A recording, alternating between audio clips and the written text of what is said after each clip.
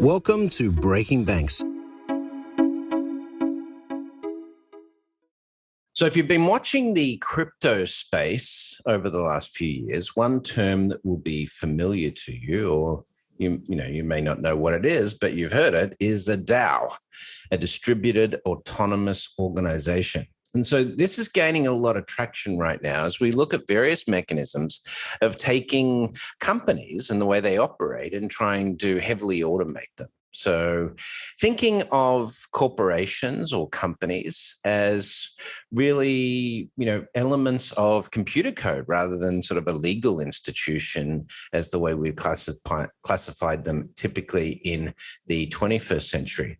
We're fortunate to have with us today from SingularityDAO, Marcello Mari, who's the CEO of SingularityDAO, joining us today to talk about DAOs in general and the work that they're doing over there. So, Marcello, welcome to Breaking Banks. Hi, Brad. Thank you so much for having me. It's a pleasure to be here. Awesome. Now, first of all, if you could sort of, for those that aren't familiar, I've given a very high level, but tell us a little bit about sort of how DAOs came to be and what's the history behind these autonomous organizations? Yeah, thank you for your question. So DAOs are inherently connected with the blockchain space in the crypto world. So the big difference in blockchain and crypto community compared to traditional finance, for example, where there is not that feeling of community, is that these companies are built from the bottom up. So it's most of the time communities of developers that come together, they generate new ideas, and together they start building it. And that's basically how, even Bitcoin started. Bitcoin white paper was originally posted in a forum a long time ago now.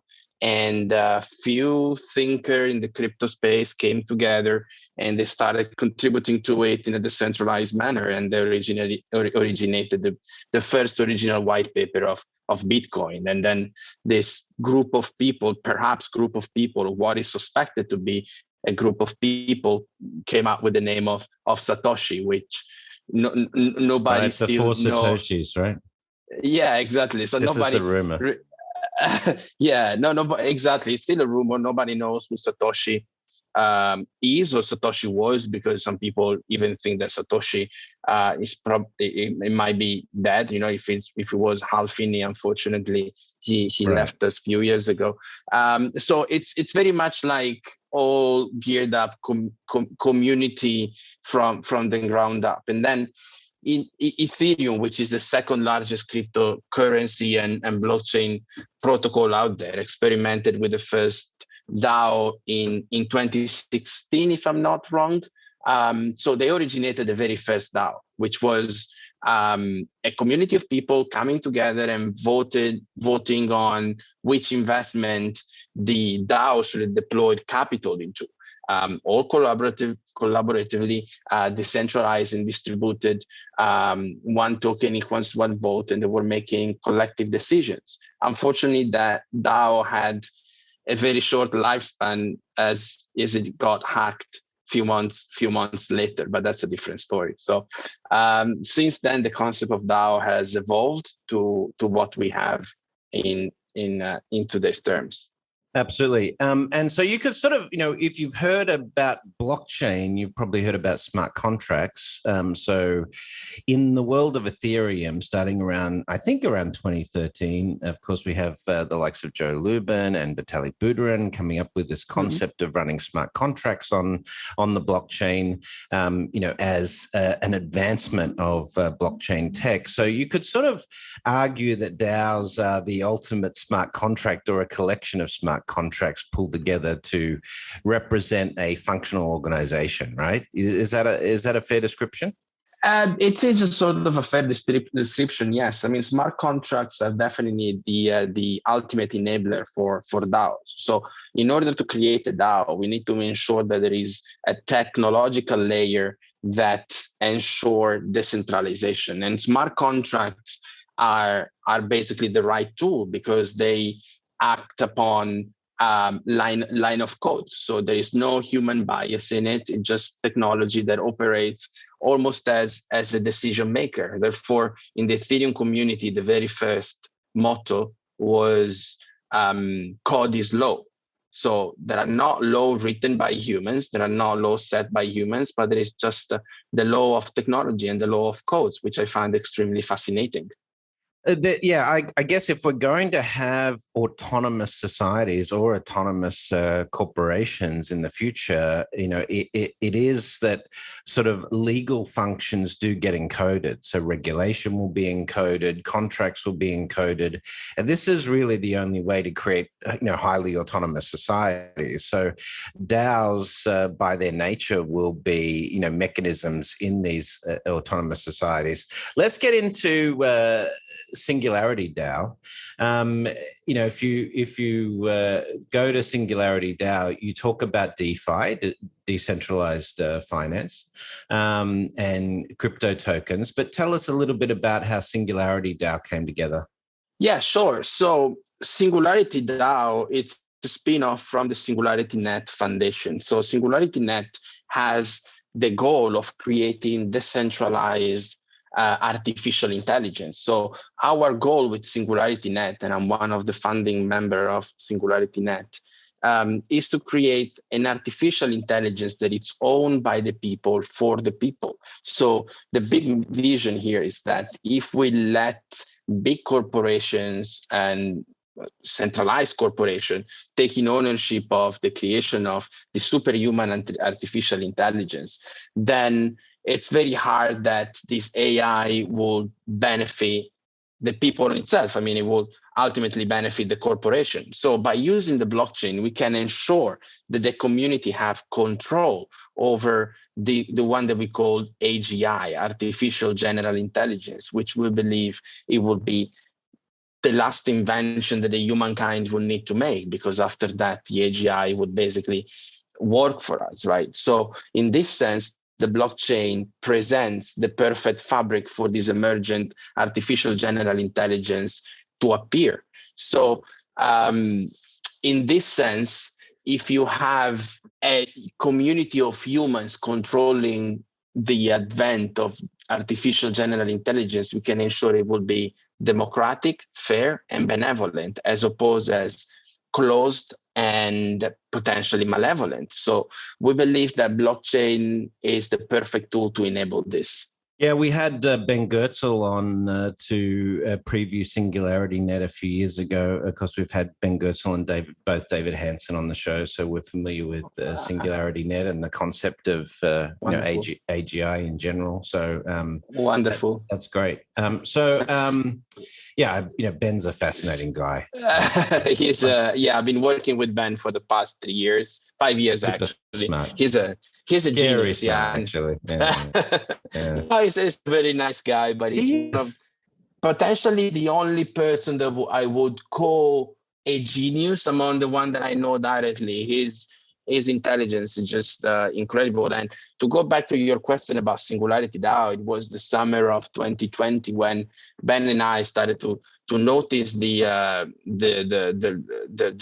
boom of DeFi in the crypto world, and then we started to think how we could apply SingularityNet artificial intelligence to the world of decentralized finance, and therefore seeing the lack of innovation and the lack of sophistication of the tools present in DeFi at that time, we thought that artificial intelligence could actually add some of this sophistication. And therefore, and Ben, in 24 hours later, he came back with the first draft of the white paper of SingularityDAO, just to tell a little bit of insights about Ben productivity, energy, and intelligence.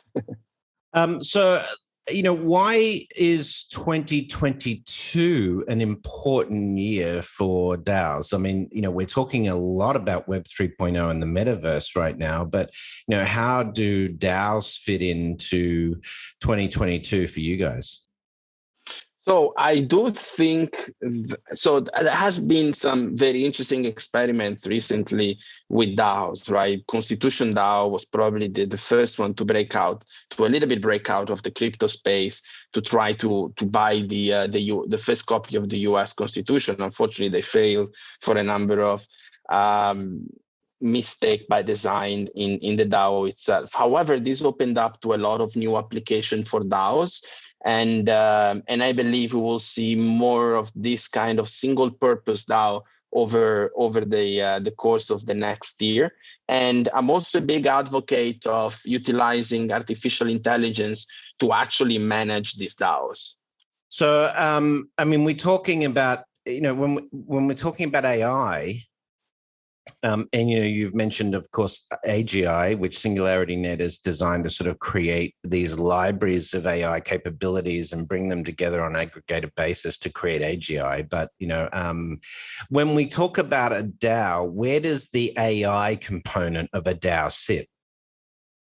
So it could be twofold. So on one hand, you can have DAO for AIs, which is basically the community taking control over the development of artificial intelligence. But we can also have DAOs made of AIs, which is what is extremely interesting. So the community of humans, right, they will be able to vote artificial intelligence agents as delegates, and this artificial intelligence will make decisions for them interacting between each other. And in this way, SingularityNet has already partly achieved this goal by creating artificial intelligence that can actually talk to each other and rate each other and review each other. So SingularityNet, it's almost already a DAO made of artificial intelligence.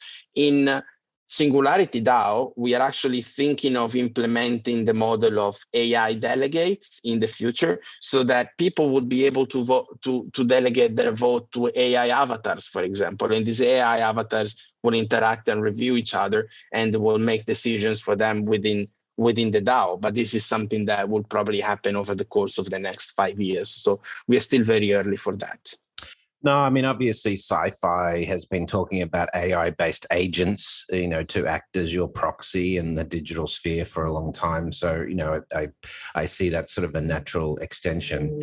But, when you build a DAO, for those that aren't sort of familiar with it, obviously it's going to be based in the cloud somewhere. But, how do you actually operationalize a DAO? Where does it sit? How does it work? Give us the mechanics of how SingularityDAO specifically works.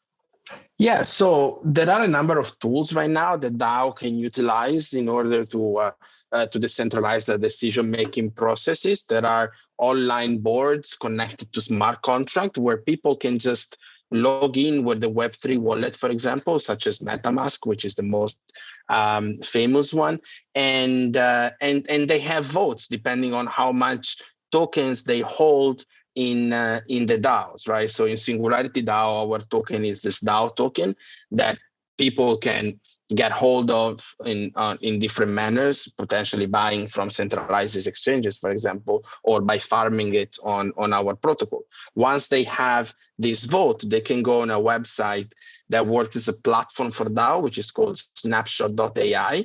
And in that platform, they will see a number of proposals that they can vote on with their tokens. Of course, they don't have to give away their tokens. They remain owner of these tokens, but they can cast their vote towards certain proposals that they like. Or they can even make new proposals. So on Snapshot AI, for example, they can write down their ideas and see if the community jumps on board. And we as a SingularityDAO, we have a commitment to listen to these proposals and potentially adopt it. Of course, we have a progressive decentralization governance white paper that states that in the first 5 years of the life of the DAO, certain actors such as the executive board they can veto some proposals, but as the DAO mature, they become more educated and they grow, they're going to be able to make independent proposal voted and have it immediately executed in the company. But this is something that will take some time. As you know, any democratic process has some and it needs some time, education, and participation, which is not always easy to achieve in decentralized online communities. So if someone joins your community, they've obviously got some DeFi portfolios. These are portfolios that have, in terms of their value, these crypto tokens that they've acquired. So these are these, various DeFi projects or apps that are out there, that are generating return through crypto tokens. And so you're essentially building a portfolio management company for DeFi portfolios, or is it more about people creating new projects? No, you're correct. It's a decentralized asset manager. So in traditional finance, there are hedge funds, for example, where that investors can join. But in order to join this hedge funds, you need to have high capital and a good network. Not everybody can actually join it. And plus, especially in crypto, those are very exclusive. So what we did with SingularityDAO, we created these AI-powered portfolios of tokens where anybody can join, anybody can deposit their token, and then the artificial intelligence supported by some human traders, they just trade and manage this portfolio, maximizing the alpha for our community. And we already launched this, and we are having very positive results so far. So tell me about some of, are any DeFi projects, have they come forward to you to sort of proactively work with SingularityDAO, or is it more left to the individual investors? Yeah, so SingularityDAO exists since May 2021. So in only 6 months, we've achieved a lot, and we just launched our Dynasets, which are these portfolios of token in beta. So right now, we are very much focused on the retail users, and more specifically towards our community. But what we're gonna do for 2022 is onboard more retail users in our platform, because we really are about the democratization and the centralization of hedge funds finance. But also we're gonna be working with more traditional funds, asset manager, but also DeFi protocols that wants to put their capital at work, and instead of leaving it passively, they can just deposit it within our smart contract, and from then our artificial intelligence, aided by human traders, will proactively manage it. So I think we are the only project in the world that is actually doing this in this fashion, and so far we're very proud of the results that we got. So there's a lot of talk about crypto at the moment, and obviously, we're in a bit of a bear market for major crypto like Bitcoin and Ethereum and Tether right now. But in respect to passive income creation, how does SingularityDAO help with that? Yeah, so good question. So especially during bear markets periods, we realized that some users they prefer to hold their position rather than proactively trading it, exposing themselves to big losses, when the market crash. So by depositing their tokens into our smart contract, we can ensure that we always optimize our trades in order to generate alpha. So if somebody doesn't, is sitting on top of some crypto and doesn't want to think about it for quite some time, they can just deposit it, and we'll do our best to maximize alpha and actually produce profit for these people. So it's the ultimate passive generation income tool. You just come to our platform, deposit your crypto, and forget about it, and come back when you need liquidity. So especially in bear market, this is the perfect tool to protect your capital. And what's a Dynaset? You talk about this on a SingularityDAO website. What's a Dynaset? So a Dynaset, it's a portfolio of tokens. So we see them as mini hedge funds. So for now, we just launched 3 very basic strategies with Bitcoin, Ethereum, and some of our foundation tokens.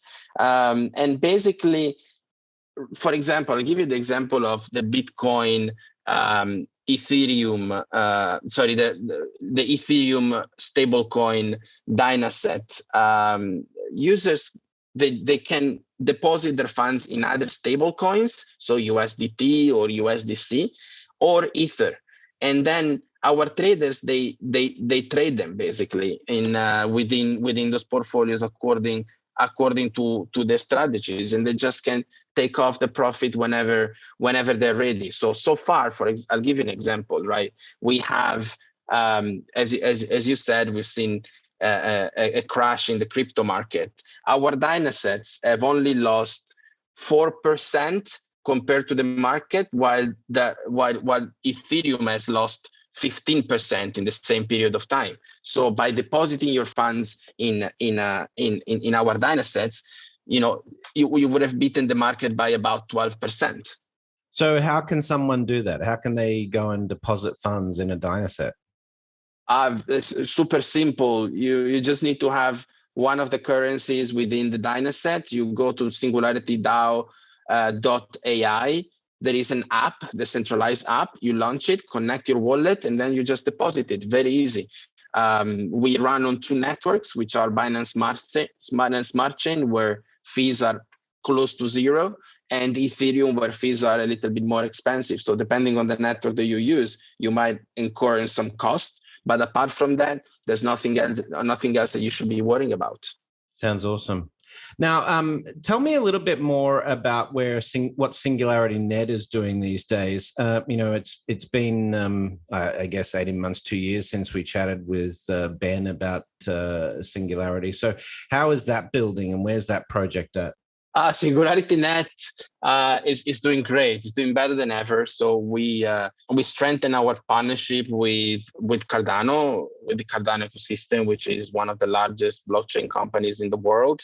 And we are developing a bridge, the only bridge that exists to Cardano so far. So anybody who would want to switch their token from the Ethereum blockchain to the Cardano blockchain will have to use the bridge that SingularityNet has created. So we are becoming a stronger partner of Cardano, which is fantastic. And at the same time, SingularityNet is becoming an ecosystem of companies. So SingularityDAO has been the first spin-off from SingularityNet, dealing with decentralized finance, of course. But about a couple of months ago, we also launched Nunet, which is a company operating in the decentralized hardware space. And we're going to be launching Rejuve, which is a company operating in decentralized medical AI data, and Mindplex, which is a company dealing with decentralized content creation. So, and we're going to be launching more and more in the music space, in metaverse, etc., so on and so forth. So we are seeding the creation of the emergent decentralized artificial general intelligence by creating and developing companies on top of the decentralized AI protocol of SingularityNet. So there's definitely more to come under that front. What are the specific AI components that you've taken from SingularityNet into the DAO? So there are a number of agents that we're going to be using in SingularityDAO from SingularityNet. But there's also a number of agents that we are developing that we're going to be uploading eventually in the future into SingularityNet platform. One of those is an automated portfolio management tool that is actually providing great results and very high yields in test phase. So this would be one of those that SingularityNet users will be able to benefit from. So all in all, this is an ongoing development project, but it looks very promising. I think SingularityNet has by far the largest AI development team in crypto, and SingularityDAO has the largest team of quant analysts. So together we can really make great things that can change DeFi forever, and they can really bring innovation to the space. And Dynasets, bear in mind, is just one of the products that we launched within SingularityDAO. There's a number of other products that we've been able to launch over 6 months, and that anybody can use and can potentially generate alpha from. Great. Well, Marcello Mari, thanks for joining us and talking about SingularityDAO and how autonomous organizations are going to change the world. If you're interested in investing in crypto for some passive income, then certainly check out SingularityDAO. It's in beta right now, singularitydao.ai. And Marcello, all the best with the initiative, and keep us informed of some of the work that's being done in the DAO space beyond just purely crypto management, and in terms of automation of various functions of society. Okay. Absolutely. Thank you so much for having me, Brett. It was a pleasure chatting with you. No problem. All right, we're going to have a quick break and we'll be right back. So interesting announcement this week. PayPal stock took a pretty big ding when they announced that they had 4.5 million fraudulent accounts sitting on their books. Now, interestingly, let's put this in context. They have a lot of accounts, so that is still within a margin of error. But that number, kind of in an absolute sense, seems astounding. And Ron, I know you've spent a lot of time doing research around fraud as it relates to neobanks and payment apps. Put this in context for us. How significant is the fraud problem within the fintech ecosystem? It's growing. It's certainly becoming more of a problem than it has been in the past. Not PayPal's not the only one. Robinhood's had its share of issues as well. But I think it's important for people to kind of look at this at a micro level, not the macro level. Yes, is it a problem for fintech? Yes, but let's look at why it was an issue for PayPal. It had a lot more to do with the fact that they were, trying to incentivize account growth in ways that they really didn't put enough controls on. It enabled bots and software to kind of open accounts and grab hold of that $5 or $10. So, I don't know that necessarily produced the ripple effect of fraud in terms of, those accounts going out and taking advantage of, let's say, identity theft and things like that. So, it's a multifaceted issue here, but it's certainly growing across a lot of different ranges. I thought it was a little bit misleading and a little bit of a clickbait headline to call them fraudulent accounts and how we would normally think about it in like a criminal sense. So Perk Street, we used to think about that. And Kate, I'm going to come to you. I can see you've got something to share. We would break it down, right? So being a high rewards debit card that also used offers to acquire customers, we broke it down as there are the fraudsters that fall into the AML sense of the word, right? Like they are using the account to illegally move money, required, SARS to be filed, things like that. But we had this other case, we actually called it perk fraud, which is the people who just had no intention of actually using the account as it was intended, or were just in it for this sign-up bonus. And it turns out there's like an entire subreddit community that goes after and shares like the bragging rights of like how successful they were. Just put it in context. You guys are both going to love this.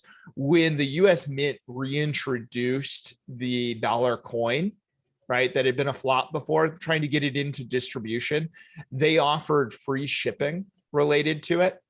We had customers that were buying dollar coins, having them shipped for free, depositing them into, B of A and Wells Fargo accounts, wiring the money to Perk Street, and then turning around and buying more coins, right, to the maximum amount that they could, within this, just recycling the money as fast as they could, right? Because the US Mint didn't allow the use of credit cards, but they did allow the use of debit cards. And you can imagine how underwater we were related to this, right? And so there's the difference between people who are reward seeking and how tricky that is versus the pure play illegal fraud.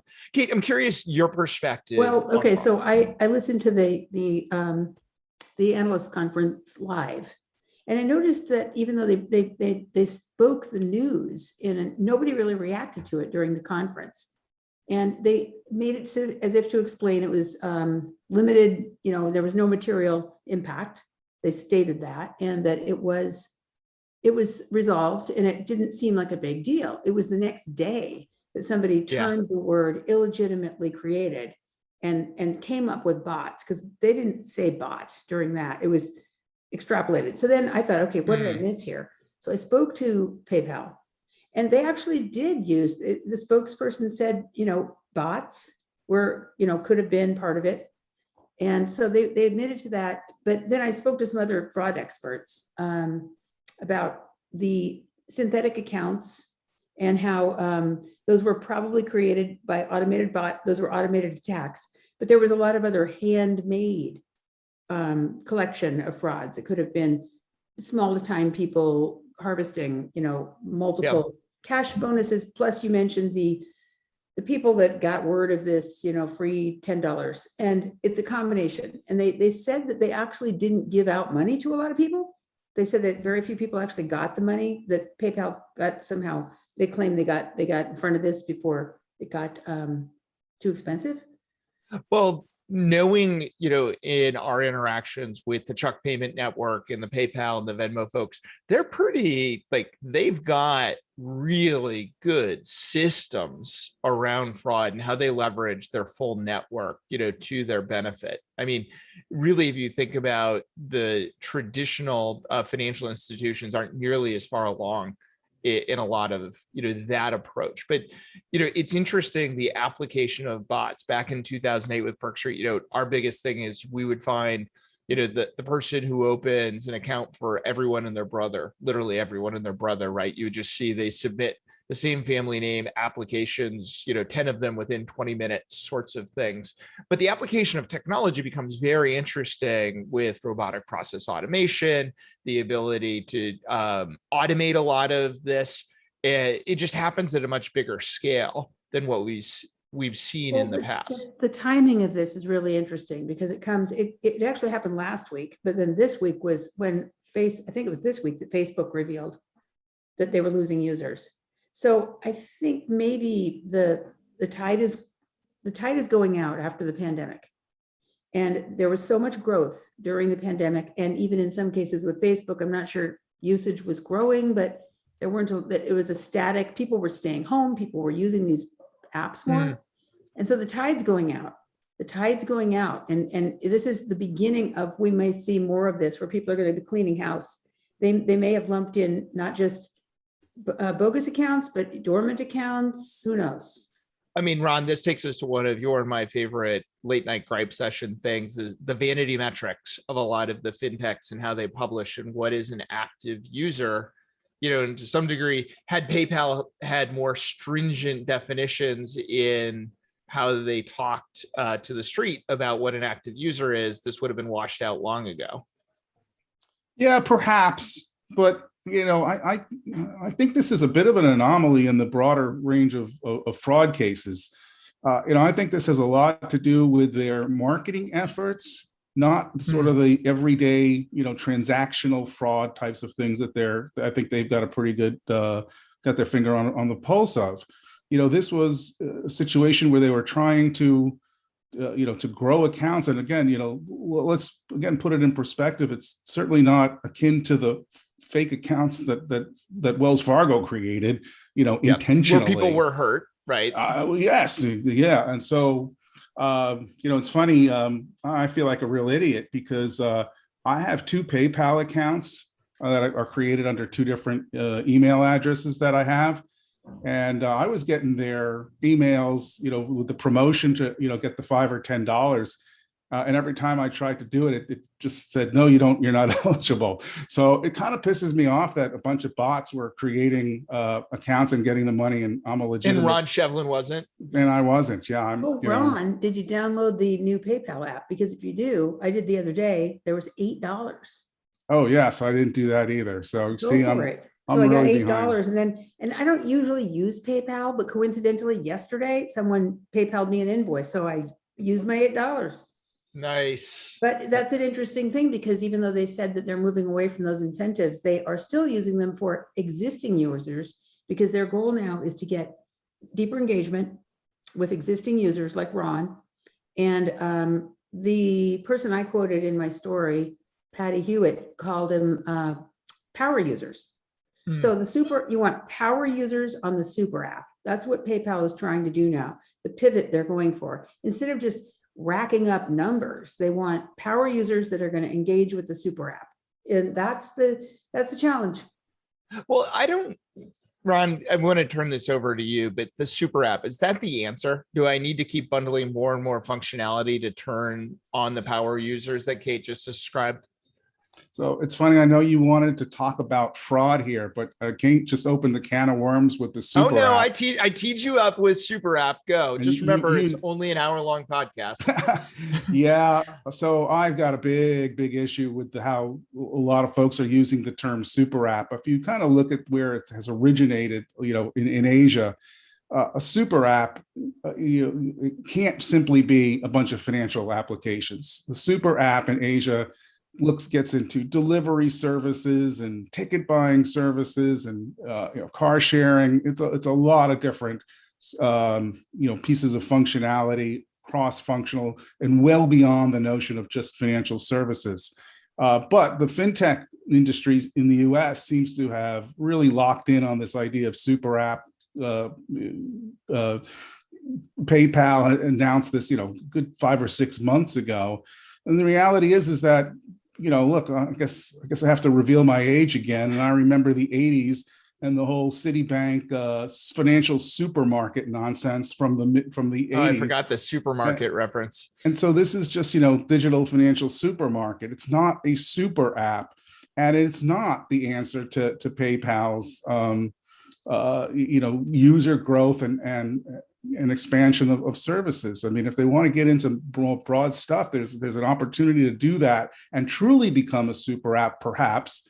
But I'd still argue that I don't think there's going to be a lot of true super apps in the US. Ooh, that's really interesting. And it ties in with something another analyst told me yesterday, because in those super apps you were mentioning, I think Alipay you're referring to, Ron, those were for customers that were relatively unbanked or underbanked. And for the vast majority of PayPal users are not, they've got banking options. That's not what they're lacking. How you stitch together the usage. So of course, they're trying to do this with shopping. They're trying to monetize Honey, which they paid $4 billion for. So when you download the app, you see these deals. 5% off at Macy's. They're sort of like the routine deals a lot of banks offer through Cardlytics. Very similar. I mean, I don't know how the mechanics work. I just know that the names, the deals are very similar to what banks are also offering customers. So it's not like you can't get these services elsewhere. That's the problem. Now, do you need them all in one place? But we have so many different apps that we're already using through our bank. Well, go ahead, Ron. I was just going to build on to what Kate was saying. It's that, and the fact that, to a large extent, the iPhone is a super app. The reason that super apps took off in Asia was that most consumers did not have the powerful smartphone of an iPhone, and therefore, they had to cobble together these type of applications with mini programs and mini apps to make it technically feasible. For most of us in the US, we simply don't have that problem. And as you point out, Kate, we don't have the issue to a large extent of being unbanked. I think the last FDIC numbers said that we're only 6%. And, so it's not a similar type of situation that Asia had, and why these super apps took hold there.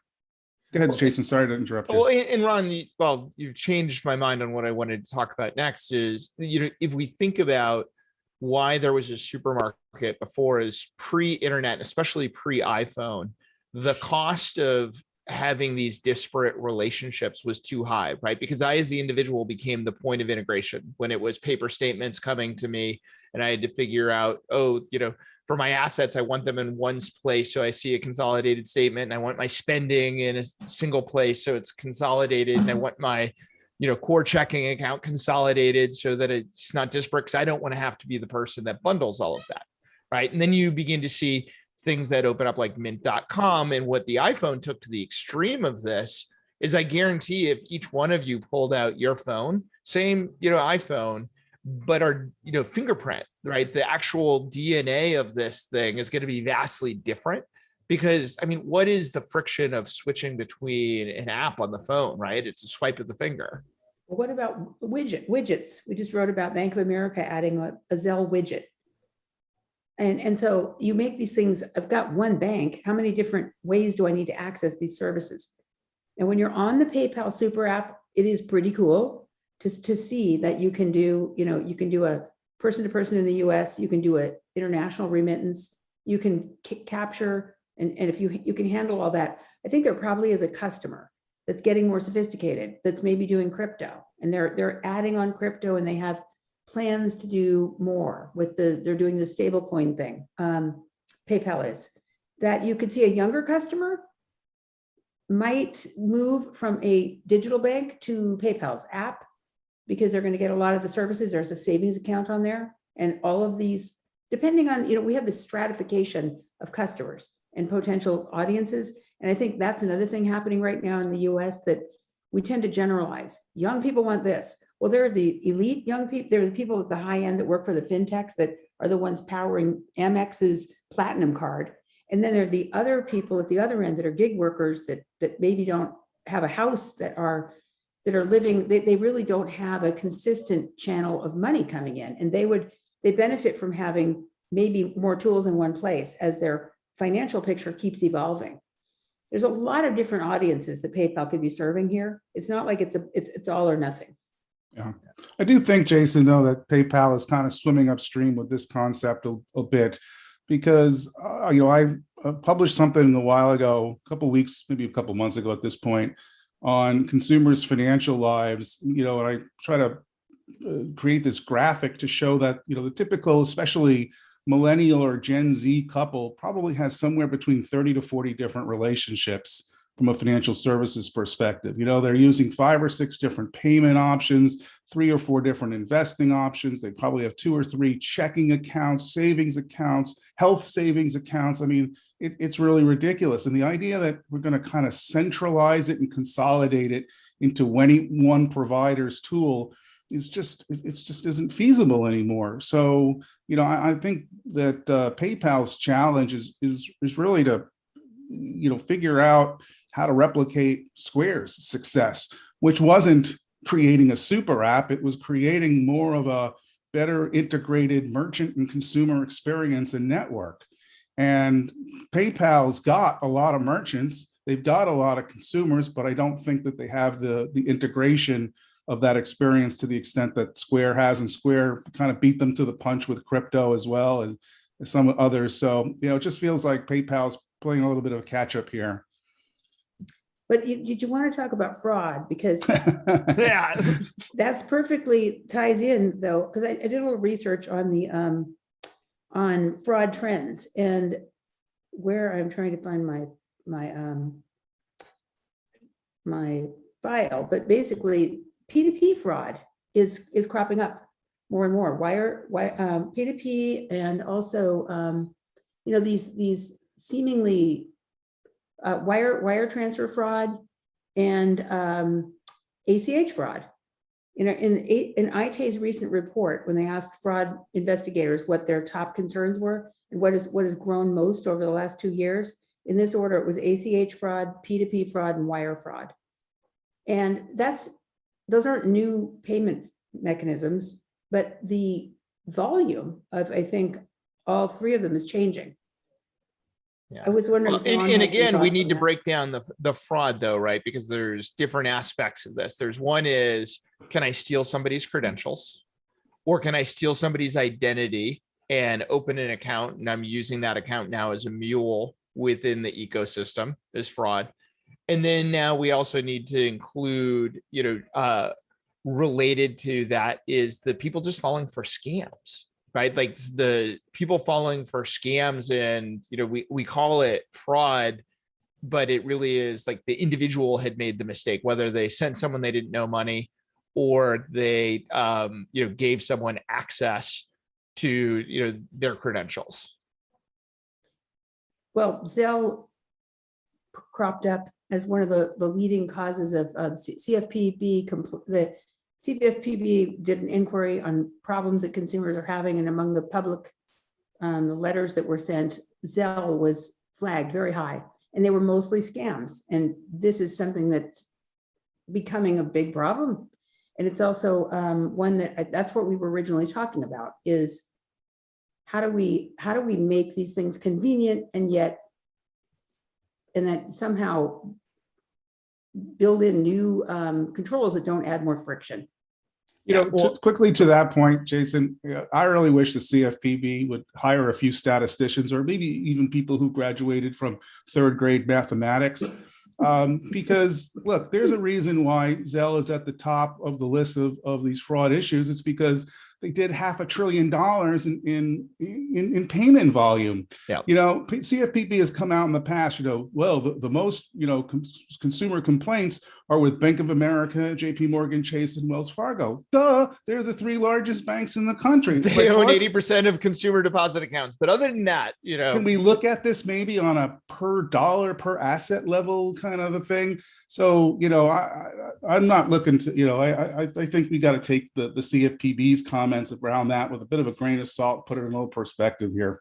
Yeah, well, and much of that, this becomes the problem in a more instantaneous world and blending into crypto when you now enable people to have anonymous transactions and instantaneous transactions, right? Like if I hand somebody cash and they run away, like, is it the bank's fault that I went to the ATM and that's where I got the cash out? If I'm the one who handed the cash over? And that really becomes a little bit of the downside of, this ease of use is, and Kate, this is how you and I started with this, is sometimes making it too easy. A little bit of friction in the system slows things down just enough to be caught. Well, actually, Ron, I agree with you on the volume point, but I actually also have to say that just on an anecdotal level, a couple of weeks ago, I was in the middle of talking to 3 different people who were in the middle of Zelle scams. People had sent them money. They were still working with the bank. There had been some high profile case examples published about people who had been sent money that, they were trying to get the money back and they checked with the bank in some cases to make sure. And it's very difficult to unwind these things. Yeah. So I think there is a growing problem there. And also the volume, obviously is part of it, and the lack of any consistency between the solutions or the fraud. You mentioned a couple of different ways that actual fraud is taking place.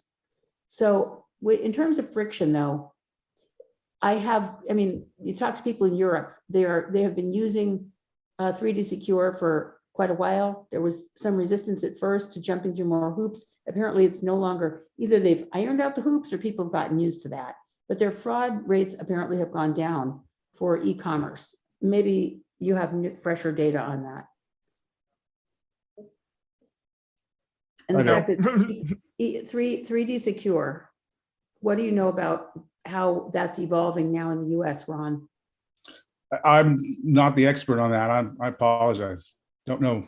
The last I talked to somebody, I heard it is actually still, not widely adopted here. It costs more. But that may be what merchants, and if we're talking about merchants and fraud, that is an area where there's still a lot of potential to build out these newer, more modern solutions that. We'll have to have David Birch on to talk about this. How we're still living in the dark ages in the U.S. How long did it take us to figure out putting chips on cards is a good thing? Right. And the rest of the world had figured that out, but I think broadly, as we get into the last few minutes here, when we think about, this idea of, friction and fraud and how do we begin to attack this? And Kate, you just mentioned this a minute ago, is the fragmentation and the fact that every approach is a new approach and that there hasn't in the US been a systemic approach to go solve this. I think it's one of the biggest issues facing us. People have always blamed it on the fact that we don't have the regulatory structure that exists in many of these other countries, where there's a consistent kind of approach. And now we're building multiple different P2P systems that overlap each other and real-time payment systems, complicating that. That all run, super highways that run past each other. So yeah, speaking of the, let's see, fraud investigators said that wire fraud losses were up. 50% of fraud investigators said wire payment fraud was up. And that kind of makes me wonder what's going on there. Unless there are new wire transfers are fairly secure. That's their drawback, is that they're slow and clunky and they require multiple checks, right? So I'm not quite sure where that's coming from. Well, I think a lot of that is, again, we're running fast and loose with our terms here. And so I think a lot of wire fraud is people falling for scams and saying something is a valid transaction, Okay.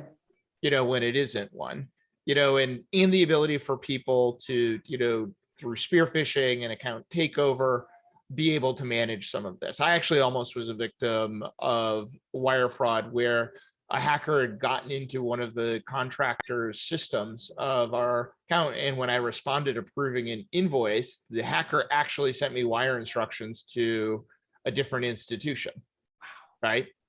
And was brazen enough to also get on the phone with me. Oh, by the way, if you think I like ranting about Zelle making me go into Chase branches, you can imagine, Ron, because it happened to be Jess and I were doing a romantic weekend away. No, I just spent the entire time effing with the fraudster saying, it's like, meet me at this branch, meet me at that branch. We'll take care of this. Let's try a different account. Yeah, I think it's important to keep in mind, Jason, that thanks to the pandemic, the percentage of older consumers, and by older, let's just say over 45, so they're not old consumers, just older consumers, the adoption of mobile banking just skyrocketed for the over 45 crowd, thanks to what happened in 2020 and through 2021. So you now have got a lot of consumers, banking online, banking through their digital tools, and that's a breeding ground for a lot of these scams. Hey, we're going to have to wrap this up, but it's great chatting about fraud in its various forms, and we're taking friction out actually accelerates it. Is friction the answer? I don't think so. I don't think any of us would probably argue that, but it's interesting to think about what that future is going to look like as we iron out the hoops of how do we actually solve for the best user experience, but keep our users safe. Thanks for joining us, Kate and Ron. Thanks, Jason. That's it for this week. If you like the show, make sure to give us a 5-star rating on your favorite podcast platform, or share it with a friend, or share it on social media. We'll see you again next week with more Breaking Banks.